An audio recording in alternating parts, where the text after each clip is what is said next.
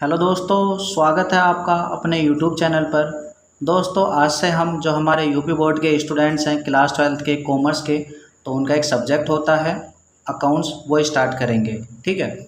और अकाउंट्स के अंदर जो हम पहला चैप्टर स्टार्ट करेंगे दोस्तों आज से, वो है साझेदारी खाते सामान्य परिचय। इंग्लिश में बात करें तो पार्टनरशिप अकाउंट्स इंट्रोडक्शन। तो क्या शुरू करने वाले हैं दोस्तों आज से हम? पार्टनरशिप। ठीक है। पार्टनरशिप यानी साझेदारी का ये पहला चैप्टर है। इसके बाद भी साझेदारी के 2-3 चैप्टर आगे और आएंगे। तो अगर आप चाहते हो कि वो चैप्टर आपको अच्छे से आए तो ये चैप्टर आपको अच्छे से समझना पड़ेगा। ठीक है, क्योंकि ये चैप्टर बेस है। तो मैं उम्मीद करता हूँ कि इस चैप्टर को आप अच्छे से समझेंगे। तो चलिए शुरू करते हैं। और सबसे पहले बात करेंगे दोस्तों हम कि साझेदारी किसे कहते हैं, कि साझेदारी का मतलब क्या होता है, किसे साझेदारी बोलते हैं। तो देखिए, भारतीय साझेदारी अधिनियम 1932। तो ध्यान रखना दोस्तों, साझेदारी का एक अधिनियम बना हुआ है, एक एक्ट बना हुआ है। और किसी भी एक्ट में बहुत सारी धाराएं होती हैं, सेक्शन होते हैं। ठीक है। तो इसी तरीके से हमारा जो भारतीय साझेदारी अधिनियम 1932 है, उसकी जो धारा 4 है, उसके अंदर हमें साझेदारी की परिभाषा बताई गई है कि साझेदारी की परिभाषा क्या होती है, साझेदारी क्या होती है। ठीक है। तो देखिए क्या परिभाषा दी है इस धारा के अंदर। साझेदारी उन व्यक्तियों के बीच एक संबंध है। साझेदारी क्या है? उन व्यक्तियों के बीच एक संबंध है, यानी रिलेशन है, जो एक ऐसे व्यवसाय के लाभ को बांटने के लिए सहमत होते हैं। किस लिए सहमत हो रहे हैं वो? एक व्यवसाय के लाभ को बांटने के लिए, जिसका संचालन उन सबके द्वारा या उनमें से किसी के भी द्वारा किया जाता है या किया जा सकता है। ठीक है। ये परिभाषा आपको ये बताना चाह रही है दोस्तों कि साझेदारी जो है वो व्यक्तियों के बीच एक संबंध है, जो एक ऐसे व्यवसाय के लाभ को बांटने के लिए सहमत होते हैं, जिसको या तो वो सभी मिलकर चलाएंगे या कोई भी साझेदार उस बिजनेस को चला सकता है। ठीक है। समझ में आ गया साझेदारी का मतलब? सिंपल वर्ड्स में अगर मैं बात करूं दोस्तों, जब दो या दो से अधिक व्यक्ति मिलकर कोई व्यवसाय करते हैं और उस व्यवसाय से होने वाले लाभ को आपस में बांटने का क्या करते हैं? करार करते हैं, यानी समझौता करते हैं, तो वो क्या कहलाती है? साझेदारी कहलाती है। ठीक है, ये ध्यान रखना। ये मैंने सिंपल वर्ड्स में आपको बता दिया है। बाकी परिभाषा आपको ये ऐसी की ऐसी ही याद करनी पड़ेगी, क्योंकि परिभाषा में आप चेंज नहीं कर सकते। ठीक है। और ये नोट भी आप ध्यान रखना दोस्तों कि जो व्यक्ति साझेदारी में सम्मिलित होते हैं उन्हें व्यक्तिगत रूप से साझेदार यानी पार्टनर कहते हैं। ठीक है। लेकिन एक साथ मिलाकर क्या कहा जाता है? उन्हें फर्म कहा जाता है। देखिए, जैसे ये दो व्यक्ति हैं, इसका नाम मान लेते हैं ए है और इसका नाम मान लेते हैं ये बी है। ठीक है। तो अगर इन्होंने क्या किया, कैपिटल लगा के यानी पूंजी लगा के कोई बिजनेस शुरू कर लिया साझेदारी में। ठीक है। तो इनको हम अगर इंडिविजुअली बोलें, अलग अलग बोलें, तो ये भी क्या है? एक पार्टनर है, और बी भी क्या है? एक पार्टनर है।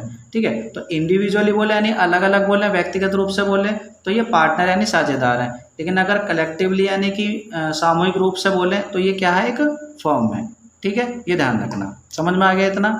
ठीक है। अब हम बात करेंगे साझेदारी के लक्षण या विशेषताएं के बारे में। ठीक है, कि जो हमारी साझेदारी है उसके क्या लक्षण होते हैं या फिर उसके क्या विशेषताएं होती हैं। तो पहली विशेषता है दोस्तों, दो या दो से अधिक व्यक्तियों का होना।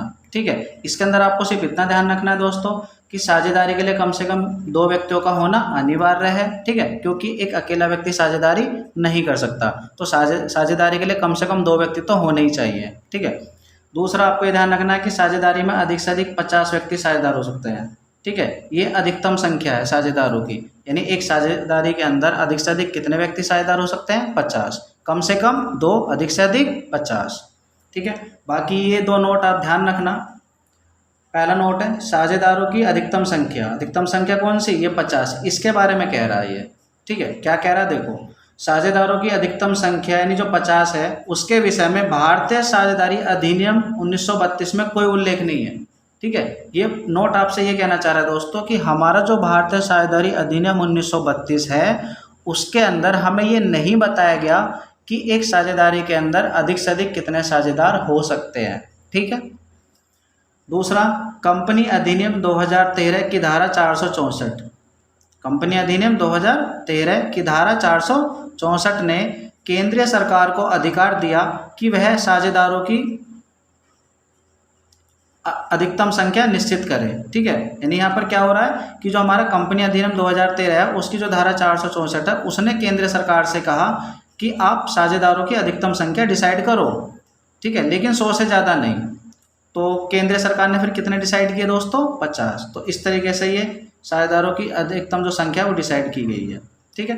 तो आपको पहली जो विशेषता है 2 या 2 से अधिक व्यक्तियों का होना, इसके अंदर आपको ये ध्यान रखना है कि साझेदारी के लिए कम से कम 2 व्यक्ति होने चाहिए और अधिक से अधिक कितने व्यक्ति हो सकते हैं, 50। ठीक है, समझ में आ गया। दूसरी विशेषता है दोस्तों अनुबंध यानी एग्रीमेंट का होना। ठीक है, इसके अंदर आप इतना ध्यान रखना कि जो साझेदारी होती है उसकी स्थापना अनुबंध के द्वारा होती है। किसके द्वारा होती है? अनुबंध यानी एग्रीमेंट के द्वारा। ठीक है, यानी अगर आपको साझेदारी करनी है तो आपको एक अनुबंध करना पड़ेगा, यानी कि एक एग्रीमेंट करना पड़ेगा। ठीक है, एग्रीमेंट यानी अनुबंध आप 2 प्रकार से कर सकते हो, एक मौखिक यानी ओरल, एक लिखित यानी रिटन। ठीक है, अब दोनों में कौन सा अच्छा माना जाता है दोस्तों? लिखित वाला। क्यों?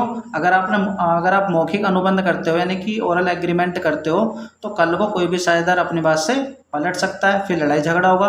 तो उससे अच्छा है कि भैया आप कौन सा एग्रीमेंट कर लो? लिखित वाला यानी रिटन एग्रीमेंट। ठीक है, तीसरी विशेषता है व्यवसाय यानी बिजनेस का होना। अब भैया साझेदारी करने जा रहे हो तो कोई ना कोई बिजनेस भी करना पड़ेगा। ठीक है, तो वही इसके अंदर लिखा हुआ है। साझेदारी के लिए आवश्यक है कि साझेदार किसी ना किसी प्रकार का व्यवसाय अवश्य करें। ठीक है, यानी कोई ना कोई बिजनेस उनको जरूर करना है। और दूसरी बात ये ध्यान रखना कि जो व्यवसाय है, जो बिजनेस है जो वो करने जा रहे हैं वो कैसा होना चाहिए? वैध होना चाहिए। ठीक है, समझ में आ गया। नेक्स्ट है लाभ का विभाजन। अब आप बिजनेस करोगे तो बिजनेस से क्या होगा? आपको प्रॉफिट होगा, लाभ होगा। तो उस लाभ को जो साझेदार हैं वो आपस में कैसे बांटेंगे, इस बात का भी उन्हें क्या करना है? समझौता करना है। ठीक है, तो साझेदारी में व्यवसाय करने से जो लाभ होगा उसे साझेदार आपस में कैसे बांटेंगे या फिर किस प्रकार बांटेंगे, इसका भी समझौता कर लेना चाहिए। ठीक है, नेक्स्ट है व्यवसाय का संचालन। यानी व्यवसाय का संचालन का मतलब है दोस्तों कि बिजनेस को कैसे चलाया जाएगा, कौन चलाएगा। तो व्यवसाय का संचालन सभी साझेदारों द्वारा, ठीक है, या तो उस बिजनेस को भी सभी मिलकर चला लो या किसी भी साझेदार द्वारा किया जा सकता है। ठीक है, मान लो 4 पार्टनर है, या तो भैया उसको चारों मिलकर चला लो या कोई 3 चला लो या कोई 1 चला लो। ठीक है, तो ये थी दोस्तों साझेदारी की विशेषताएं यानी लक्षण। तो दोस्तों अगर आपको वीडियो अच्छी लगी हो तो प्लीज़ वीडियो को लाइक कीजिए, कमेंट कीजिए और चैनल को सब्सक्राइब कर देना। Thank you so much.